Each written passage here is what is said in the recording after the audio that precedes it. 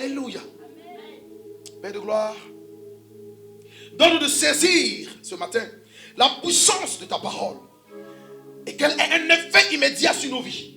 Dans le nom puissant de Jésus-Christ. Qu'un cœur soit directement touché. Qu'un cœur soit changé. Au nom de Jésus. Amen. Bien-aimés en Jésus-Christ, la Bible, notre boussole divine, nous donne une information certaine et capitale à travers cette lecture d'Apocalypse 21, verset 4 à 5. Dans le verset 4, Dieu nous donne une assurance. Il dit ceci: ceux qui pleurent seront consolés. Est-ce que tu peux dire amen? Amen. Il dit la mort prématurée ne sera plus. Il dit il n'y aura ni deuil. Il n'y aura plus de cris dans nos familles. Amen. Il dit le Seigneur efface les douleurs de nos cœurs meurtris. Amen.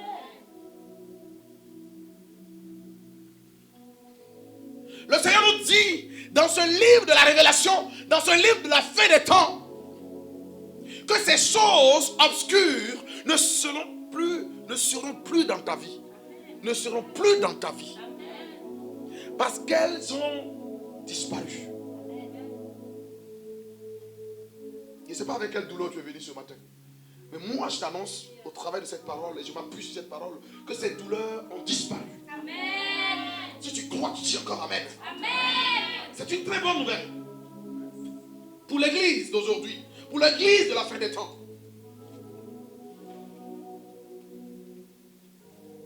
C'est une bonne nouvelle. Mais il y a plus grande nouvelle, plus grande promesse dans le verset 5. Il dit, Jésus-Christ assis sur son trône ce matin, il dit, j'atteste que vous ne serez plus jamais déshonorés. Il dit, j'atteste que vous ne serez plus humiliés. J'atteste que vous ne serez plus rejetés. Pourquoi? Il dit, et celui qui était assis sur le trône de Jésus dit, voici, je fais toutes choses nouvelles. Je fais, c'est au présent de l'indicatif. Oh. Il faut noter ce matin que les bénéficiaires de cette déclaration sont ceux qui ont vendu véritablement leur vie à Dieu. Il bien dit vendu. En acceptant Jésus-Christ, pas à cause d'un miracle, pas à cause d'un bonheur à l'église, mais selon la foi véritable. Amen. En quoi? 1. La foi en la crucifixion de Christ, la foi en la mort de Christ, la foi en l'ensevelissement de Christ et la foi en sa résurrection. Dis amen. C'est le fondement de toutes choses nouvelles. L'apôtre Paul, dans son adresse aux Corinthes, nous dit en 2 Corinthiens 5, verset 17, il dit, si quelqu'un est en Christ, il est une nouvelle créature. Et il va plus loin, il dit, les choses anciennes sont passées. Et voici, il dit, voici, il te parle ce matin. Toutes choses sont devenues nouvelles. Amen. Tu peux dire amen. Amen. Bien aimé, c'est la parole que Dieu a utilisée pour créer toutes choses. Et je suis en train d'utiliser la parole de Dieu ce matin pour créer une nouvelle terre, pour créer une nouvelle grâce dans ta vie. Tu seras étonné. Dis, mais attends, le monde est en agonie, mais on parle d'une chose nouvelle. La chose nouvelle, je le dis bien, c'est pour ceux qui sont en Jésus-Christ. Parce qu'il n'y a ni cri, ni mort, ni douleur pour ceux qui sont en lui.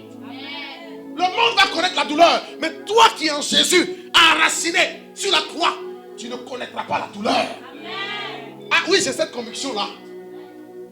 Je ne peux que te transmettre que ce que je reçois. Tu ne peux pas connaître la douleur. Bien aimé, la Bible est claire. Il dit en 2 Corinthiens 5, verset 17 que l'alliance dans laquelle nous sommes est plus excellente que la première. Et nous sommes, nous tous, il faut le reconnaître ce matin, que nous sommes toujours souvent anxieux, stressés. Oh, comment sera mon lendemain? Oh Jésus. Oh, demain, comment ça va se passer? Pourtant, il dit explicitement. Regarde, le verset 5b de l'Apocalypse 21, il dit, et Jésus dit, écrit, point virgule, car ces paroles sont certaines et véritables. Et écoute bien, La vie de foi, la vie de fougue pour Dieu, c'est une vie qui croit certainement, avec précision, à ce que Dieu a dit dans sa parole. Tu veux une nouvelle chose? Tu dois commencer par croire que c'est fait.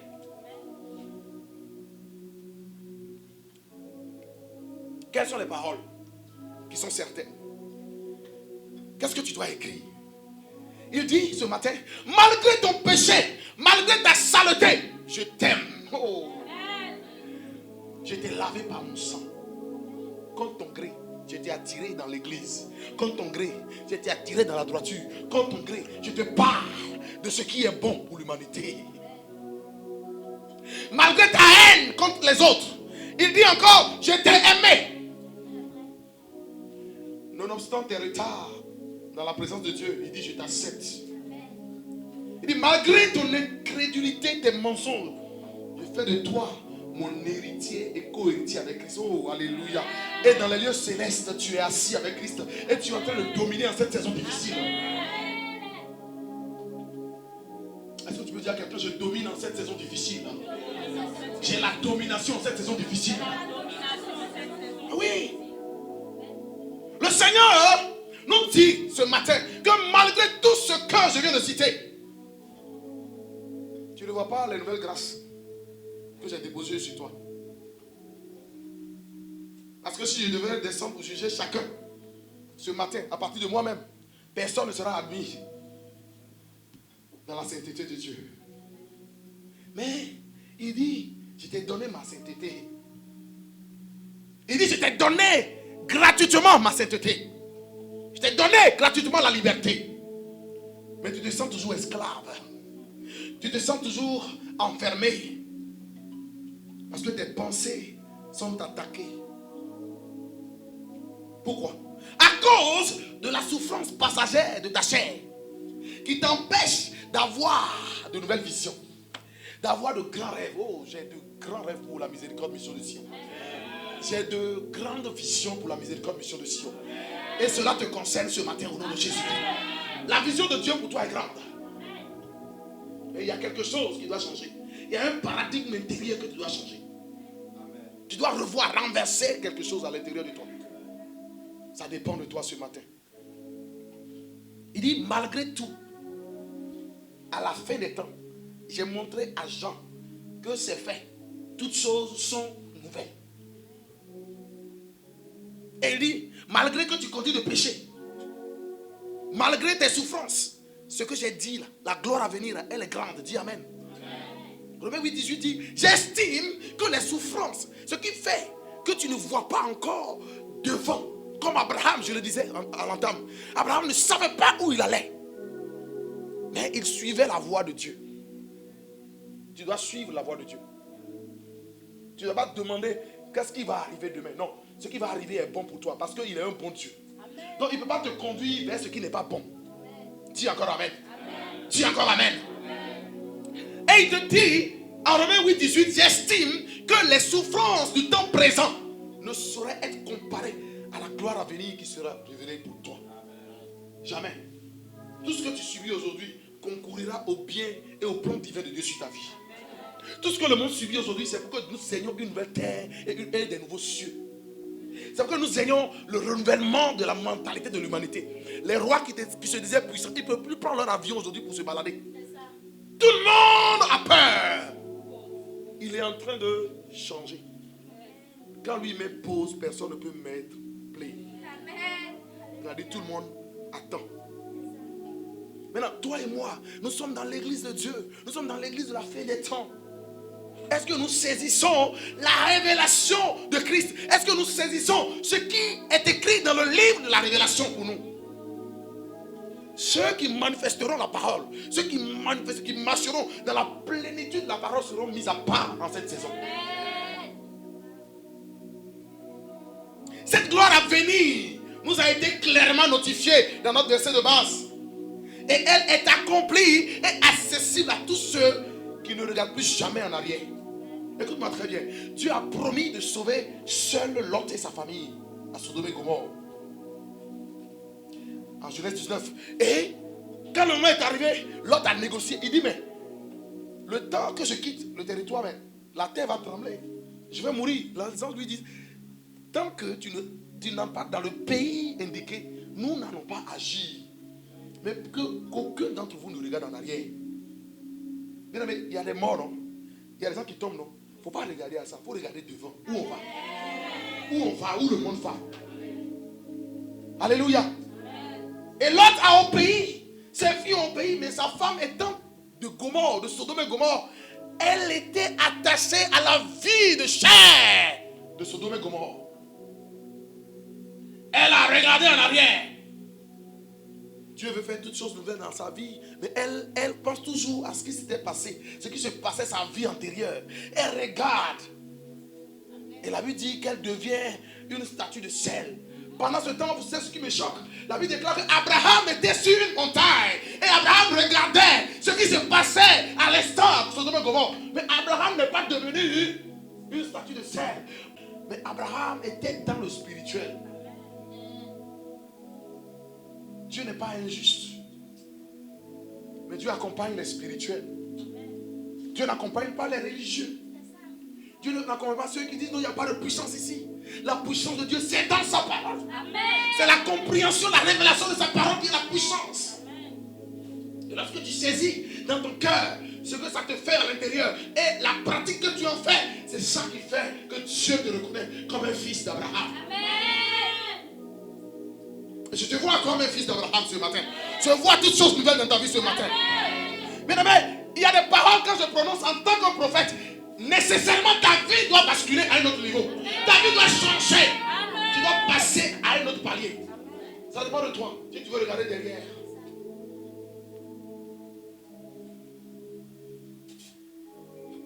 Cette gloire est accessible. Et puis Dieu ne fait pas ces choses sans avertir.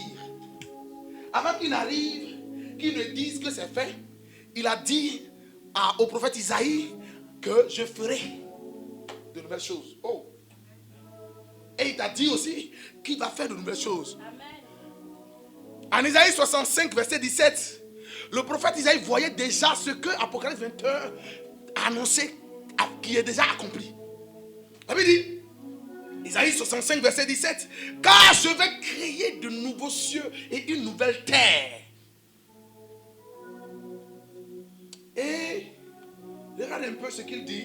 Il dit, on ne se rappellera plus des choses passées. Elles ne reviendront plus à l'esprit. S'il y a des choses qui te reviennent à l'esprit, tu vas devenir comme une statue de sel. Tu vas stagner. Tu vas t'arrêter. Tu ne vas jamais bouger. S'il y a une parole que quelqu'un avait prononcée sur toi dans ton village et que tu as toujours foi en cette parole, tu ne vas jamais changer. S'il y a des visions nocturnes que tu as eues sur les sorciers de ton village, si tu crois qu'ils sont encore plus puissants que toi, tu ne vas jamais bouger. Dans la vie d'un serviteur de Dieu, qui a la révélation, qui voit, qui est calme, qui s'humilie, il y a beaucoup de choses qui se passent. Mais Dieu le forme à voir les choses terrestres comme du néant. Si tu ne vois pas les choses comme du néant, tu ne peux pas rentrer dans cette nouvelle chose. Je suis en train de parler au cœur de quelqu'un. Ta vie doit changer, mais le changement de ta vie dépend du fonctionnement de ton cœur. Le battement de ton cœur pour Dieu. Mais nous avons l'obligation de saisir par la foi ce qui est déjà fait. Tu as cette obligation. Dis, j'ai l'obligation. Écoute-moi bien, ce qui me fatigue dans la foi, même quand je prie pour les malades, je prends le cas de Jésus. Jésus ne fait pas la sensation que nous faisons aujourd'hui pour l'église. Ramenez-moi les 12 paralytiques de tel Yopougon, et puis bon, amenez les 40 paralytiques de Anyama, on va les guérir aujourd'hui. Ça, c'est du folklore. Jésus rencontrait par la foi ceux qui avaient besoin de la guérison. Mais c'est eux-mêmes qui pourvoyaient à la guérison. Jésus leur demandait, que veux-tu que je fasse pour toi? Et Jésus leur dit, ta foi t'a sauvé. Bien aimé, on n'obtient rien dans le surnaturel que par la foi. Mais la foi n'est pas vague. La foi fonctionne en étroite collaboration avec l'état de notre cœur. Ce que je te dis, ce que je pense, ce que je reflète vient de l'intérieur. Si ce que je dis est différent de l'intérieur, alors je ne suis pas fils de Dieu. je ne peux jamais accéder à ce que Dieu a déjà fait de nouveau. Je vais toujours regarder en arrière. Est-ce que le travail que je fais aujourd'hui, là, oh, j'allais rester dans mon ancien poste. Oh, j'allais faire ça. Dans la foi, on ne fait pas ça. Dis, on ne fait pas ça. On fait pas ça. Dis, je ne vais même plus faire ça. Amen. Amen. Nous avons l'obligation. L'église aujourd'hui a l'obligation de saisir, pas le développement personnel, a l'obligation de saisir ce que Christ a déjà fait. Et ce qu'il a annoncé aux 16 apôtres. Si tu crois, tu verras. Si tu ne crois pas, tu ne verras pas. Si ton cœur demeure, si ton avoir en banque, oh là là là là là, j'ai dors et puis mes yeux sont là, je suis en train de feuilleter les billets là comme ça. Oh, j'attends là, Seigneur, oh, augmente les avoirs, augmente Seigneur. Et puis, tu passes au moins 5 heures de temps en train de regarder les avoirs. Alors que je vais t'annoncer quelque chose, les avoirs, tu peux laisser ça tout de suite et partir. Et quand tu rentres dans le surnaturel, tu veux visiter Dieu, tu veux partir, quand l'ange vient te chercher, la première des choses qu'on te demande, quelle était la dernière parole que tu as méditée avant de venir vers nous? Oh! Ils vont te demander quelle était la parole que Dieu t'a donnée avant que tu ne viennes. Quelle est la voix que tu as entendue?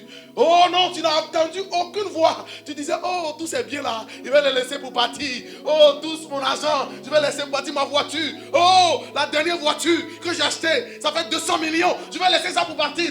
Tu n'avais aucune parole de vie. Et là, ça prédestine déjà là où tu vas. Nous sommes dans une saison. Je fais ma part. Jeunes, enfants, maman, papa. Nous sommes dans une saison où c'est ceux qui vont adorer, qui vont se laisser, qui vont vendre leur vie à Jésus, qui auront de nouvelles choses. Le trône est destiné au roi, mais ce n'est pas n'importe qui s'assoit sur le trône. Ah oui. Sur le trône, il écrit, oui, c'est le roi seul qui peut s'asseoir. Mais ce n'est pas n'importe qui qu'on intronise. Nous nous précipitons, nous nous intronisons nous-mêmes. Et là, on gère difficilement la communauté. On n'arrive pas à créer de nouvelles choses. On répète les mêmes choses. Tu vas voir, dans nos politiques en Afrique, ils répètent toujours ce qui existait, c'est toujours les mêmes choses qu'ils répètent. Oh, je vais créer des emplois. Oh, je vais changer l'université. Les étudiants auront un ordinateur. C'est la même chose. Ils n'ont pas un message nouveau. Ils n'ont pas de nouvelles choses. Ils n'ont pas fait comme Dieu en Genèse. Dieu a vu que la terre était informe et vide. La terre n'avait pas de forme. Il y avait de l'abîme à la surface de la terre. Et Dieu a dit, Saint-Esprit, va voir ce qui se passe sur la terre. Le Saint-Esprit rend compte au Père. Il dit, sur la terre, il y a quelque chose qui se passe. La terre a été changée. Et il dit alors, que la lumière soit. Et la lumière fut. Tu as la même parole. Tu as la même capacité de déclarer que la lumière soit. Et l'acte de ton cœur accompagne la puissance de ta parole. Et tu vois les choses nouvelles s'accomplir dans ta vie ce matin. Oh. Même le miracle. Regarde ce que Jésus dit. Dans le livre de Marc, il dit à ses apôtres. Marc 6, 52, il dit, on ne va pas lire. Vos cœurs sont fermés parce que vous n'avez pas compris le mystère de la multiplication du pain. Dieu fait des miracles tous les jours dans ta vie, mais tu ne comprends pas le mystère de ces miracles. Tu ne comprends rien. Tu ne te plonges pas d'abord dans le spirituel et pour voir le naturel refléter ce que tu as vu dans le spirituel. Tu veux que le naturel, tu veux forcer le naturel. Dans la vie, on ne force rien. Abraham, à un moment donné, quand il a forcé, quand j'ai lu son témoignage en Hébreu 11, Dieu n'a même plus parlé de ses errements. Dieu a parlé de ce qu'il a fait par la foi. Le plus important pour toi, c'est que tu arrives par la foi. Dis encore Amen. Amen. Dis encore Amen. Amen. Dis encore Amen. Amen. Mais qui sont ceux-là qui obtiennent de nouvelles choses telles que promis? Ah oui, c'est la catégorie de ceux qui sont patients. Qui est patient ici? Qui est patient? C'est ceux qui appliquent la loi de la patience. Bien aimé, patienter, c'est attendre sans pécher, sans prendre d'autres raccourcis pour atteindre le but de Dieu. Combien de fois as-tu patienté? Il y a des gens qui ne patientent pas. La parole a dit, oh, la parole de Dieu est vivante, efficace, plus tranchante qu'une épée, à double tranchant. Hébreux 4:12. La parole de Dieu est agissante, elle est efficace. C'est Dieu qui l'a dit. On répète ça, mais on ne voit rien. Parce qu'on est impatient. Soit certains parmi nous, on se fie au temps chronos. D'autres regardent un peu le temps kairos, qui est le temps de Dieu. Mais d'autres n'attendent pas le temps pléro. Le temps plein. Où Dieu dit, tu n'as même plus besoin de bouger. C'est moi qui t'apporte la nourriture. Comme je l'ai fait à Élie. Oh, est-ce que quelqu'un me comprend ce matin? Est-ce que tu reçois quelque chose ce matin? Tu dois attendre. Oui. Quel que soit ton âge. Il ne faut pas te comparer à ton frère avec qui tu as fait l'université. Ah, j'ai pris par là. À un moment donné, on courait. Ah oui, l'autre il a fait ça, donc je dois y arriver aussi. Il a acheté 4 terrains, donc je dois aussi faire les mêmes affaires que lui. Non, c'est pas ça. Toi, on va te donner des terres, donc tu ne peux pas acheter. Oh, dis amen. Toi, on doit te donner. Pendant que lui, il souffre pour acheter, lui, oh là là là là là là là. Il y a quelqu'un qui travaille pour la richesse des enfants de la promesse. Mais Pharaon a fait quoi? Pharaon a fait quoi? Pharaon a donné de la richesse à qui? Abraham. Quand la reine de Saba, la reine d'Éthiopie est allée au pied de Salomon, elle a apporté de l'or, elle a apporté des présents. Il y a des nations qui sont en train de travailler pour toi. Et toutes choses doivent devenir nouvelles en cette saison pour toi. Il y a une autre dimension dans laquelle Dieu va te plonger. Il y a un autre niveau dans laquelle tu dois arriver. Tu dois changer. Quelque chose doit changer. Je suis convaincu. Ce que je dis vient de mon cœur. Parce qu'il est temps que même dans les calamités, l'apôtre Paul a dit en 2 Corinthiens 12, il dit, quand je suis faible, c'est alors que je suis fort. Il ne faut pas regarder les faiblesses de ta vie. Hein? Dieu est tellement beau. J'ai dit à quelqu'un la dernière fois, je n'aime pas trop critiquer les mouvements religieux et tout ça. Pourquoi? Parce que je sais d'où je viens, ça fait 1, 2, 10, ça fait 1. Tu seras étonné de voir les gens insoupçonnés au paradis quand tu vas mourir. Tu seras dépassé, tu diras, hey, ah donc, les prêtres aussi sont au paradis quoi. Donc les sœurs aussi sont au paradis quoi. Tu vois, dans l'église évangélique on insulte tout le monde. Ah, ceux-là ce sont des païens. Et celui qui a dit qu'il est païen, regarde ça à l'intérieur de lui, c'est une poubelle. Ce que Dieu a fait pour toi, il a aussi envie de faire pour celui même qui ne le connaît pas ce matin. Il est en train de lui tendre la main, il est en train de lui laisser le temps de la miséricorde afin qu'il puisse revenir dans sa maison. Donc s'il est ton ennemi aujourd'hui, même s'il est ton ennemi aujourd'hui, demain il peut changer. Oh la machada, je suis en train de parler à quelqu'un. Même s'il est ton malfaiteur ce matin, il peut changer tout à l'heure. Dieu est capable. N'allons pas vite, n'interprétons pas vite les choses. La patience. Dis la patience. La patience. Dis la patience. La patience. Oh. Tu vois un ange de Dieu descendre te bénir. Je vois la gloire t'inonder. Je vois le ciel s'ouvrir sur toi. Car Jésus est là, il est là. Je vois la gloire de Dieu sur toi. Je vois le ciel s'ouvrir sur toi. Je vois Jésus à tes côtés. Oh, il est là. Il est là. La patience, bien aimé. Je sais ce que Dieu a prévu pour toi. Dieu sait que c'est grand. Même si tu ne crois pas, moi je crois pour toi à ta place. Moi je crois à ta place que ce qu'il a prévu pour toi est grand. Il ne peut jamais créer un homme pour l'amener à l'abattoir de Satan. Il crée un homme pour que l'homme puisse piétiner Satan. Amen.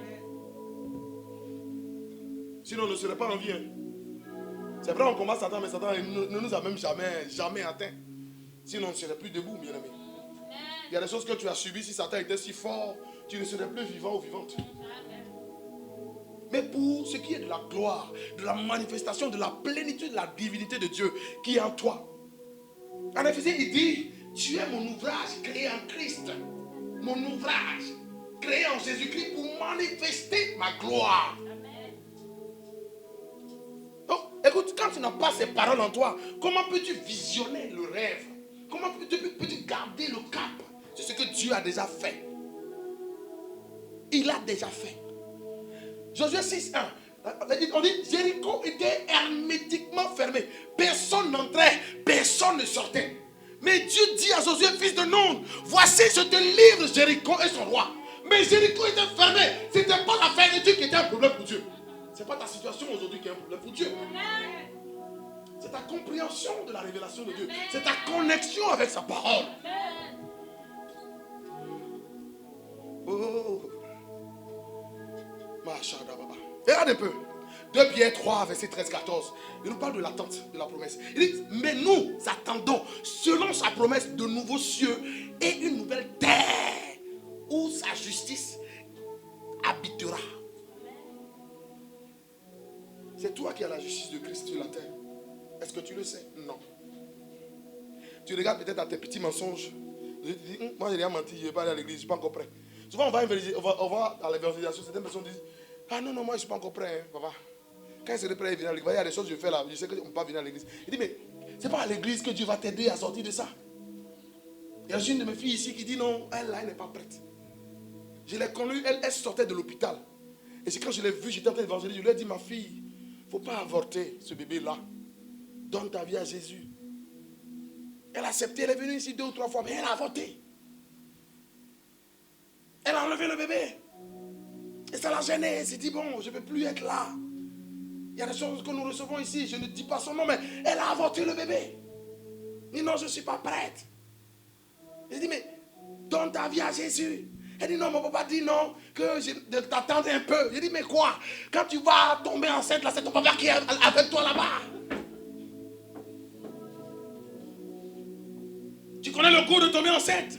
Tu connais le goût de mentir, mais tu ne connais pas le goût d'aller chercher celui qui t'a tout donné déjà.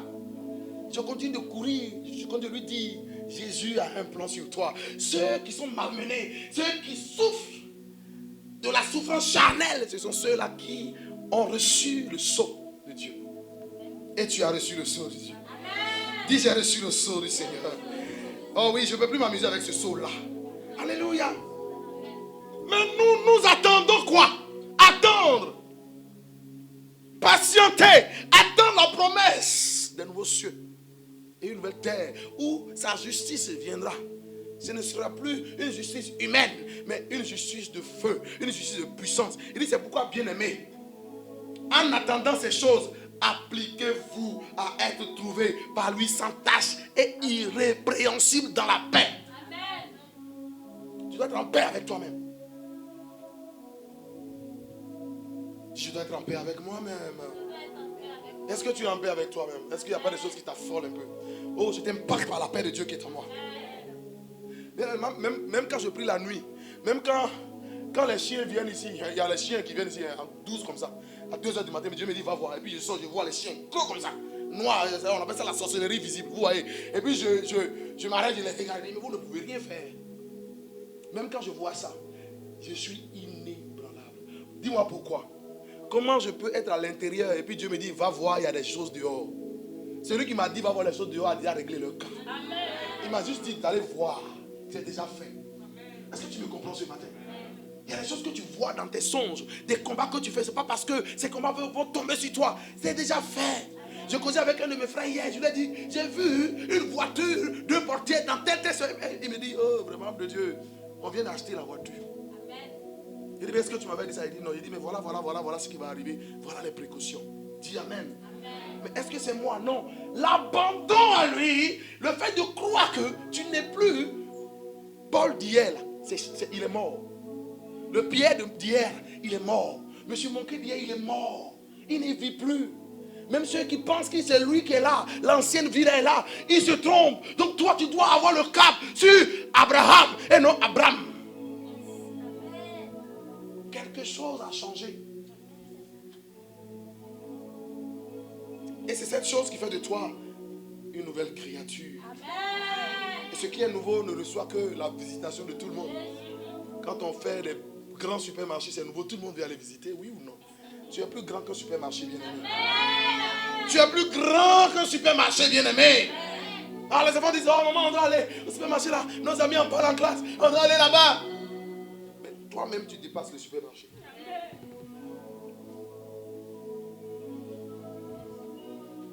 Dis, Seigneur, fais de nouvelles choses dans ma vie ce matin.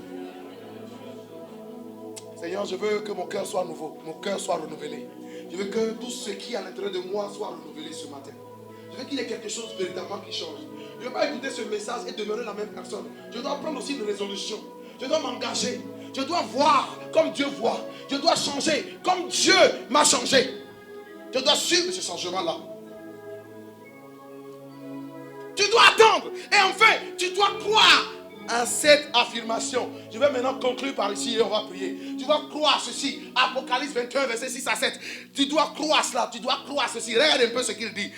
Il me dit, Jésus te dit ce matin, et il me dit, regarde un peu l'impératif qu'elle a dit. Il me dit, c'est fait. C'est pas moi qui dis, il dit c'est fait. Dis encore amen.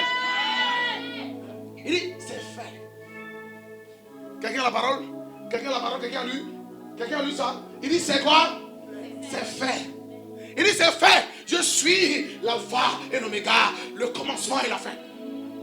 Il dit à celui qui a soif désormais, puisque j'ai fait de nouvelles choses, il ne va plus souffrir. Il dit à celui qui a soif, je donnerai de la source de l'eau, de la vie gratuitement. Dis amen.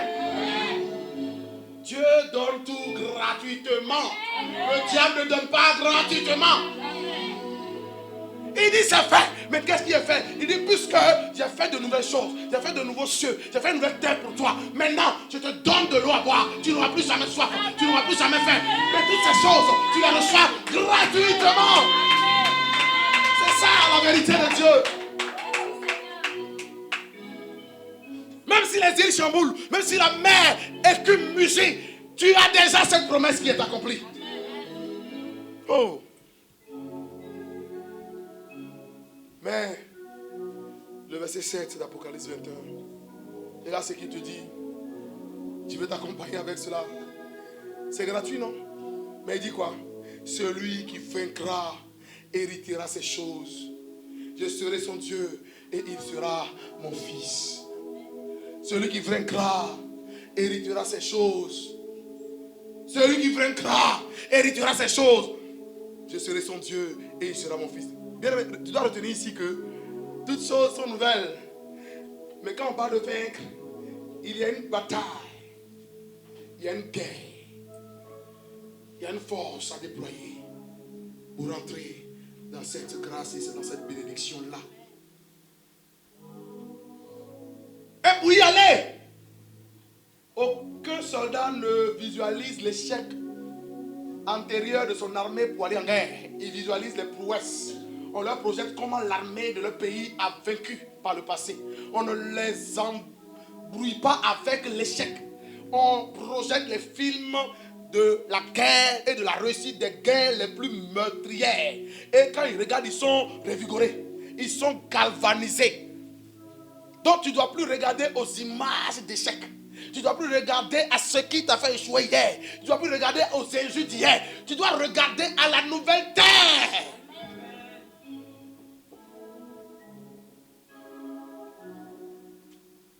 Je vais te dire une chose qui va t'aider. C'est vrai que tu veux une nouvelle terre. Mais on n'aura pas les mêmes terres, les mêmes formes de nouvelles terres. Donc chacun de nous a l'obligation de visualiser sa nouvelle terre, sa forme, sa position géographique, sa richesse. Chacun de nous a l'obligation de regarder le sous-sol de sa terre et de proclamer les richesses qu'il faut pour sa terre. En d'autres termes, tu dois être précis avec Dieu. Tu as trop prié en l'air, en vague. Seigneur, je sais que tu vas faire. Qu'est-ce qu'il va faire? Seigneur, tu sais que tu vas me donner l'argent là. Combien il va te donner? Et c'est que tu vas me donner la voiture là. Quelle est la marque de la voiture? C'est un gros camion que tu veux rouler. Tu as un parking pour ça. Alors, de nouvelles choses sont faites, mais la spécification individuelle. Tu vois, nos visages sont différents. Et c'est ainsi que la grâce liée à chacun est individuelle. La terre est individuelle. Et tu dois comprendre cela. Si tu comprends, ta vie sera meilleure. Tu vas patienter, non seulement patienter, mais tu verras le film de ta gloire se dérouler tous les jours. Et quand les autres sont en train de courir, tu es là, ils disent, mais c'est toi, nous on est en train de faire job ici, là, on a ça pour manger. Ils disent, non, moi, la nourriture, là, c'est pas un problème pour moi. Parce que celui qui donne à manger aux oiseaux dans les cieux, aux animaux dans la brousse, là, si c'est la nourriture, là, il me donne. Et l'apôtre Paul dit, en 1 Timothée 6, il dit, si j'ai la nourriture et les vêtements, cela me suffit. Je te vois aller sur ta nouvelle terre ce matin, dans le nom puissant de Jésus. Dis encore Amen. Dis encore Amen. Dis encore Amen. Dis encore Amen. Retiens ceci. Apocalypse 2, verset 6 à 7. Il dit ceci. C'est fait. Amen. Lève-toi et dis c'est fait. Maintenant, ce que tu veux que Dieu fasse ça, il faut le spécifier maintenant. Tu vas parler à Dieu. Je ne vais même pas te dire ce que tu vas dire. Mais dis à Dieu, par rapport à ce que tu as dit, voici, Dieu fait toutes choses nouvelles. Mais il dit, c'est fait. Maintenant, dis-lui maintenant ce que tu veux qu'il fasse en cette saison-là. Et je suis en train de te dire que lorsqu'un tel message est libéré avec puissance, ce que tu dis s'accomplit immédiatement. Alors parle à Dieu, bien-aimé, ce matin. Ferme les yeux et parle à Jésus. Il faut spécifier. Il faut spécifier les choses.